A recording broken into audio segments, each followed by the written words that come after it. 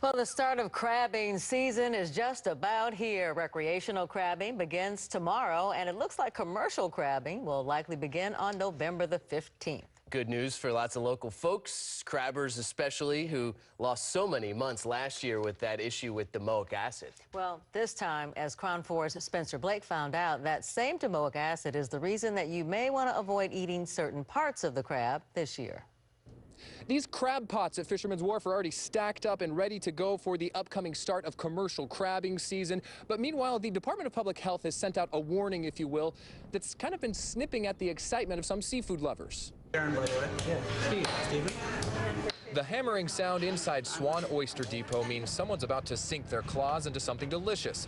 And as long as you're eating the meat in the extremities, you should be fine. This is the best part anyway. I love crabs. I make crabs. I cook crabs. But be wary of the gut. The internal organs of local crabs, Public Health says, could contain domoic acid again this year.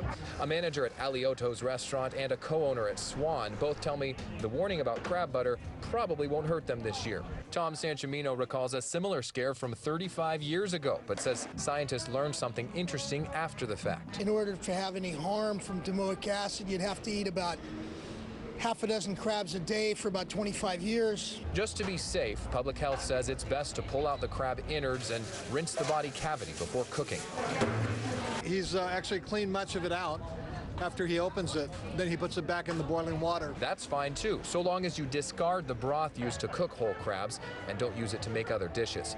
Or if you're not sure, you can always give the crab butter to those who really don't care what they eat anyway. Now, whatever effect that warning may have or not have on this year's crab season, it should still blow last year's crab season out of the water. At Fisherman's Wharf in San Francisco, Spencer Blake, KRON 4 News. Coming up, a lot of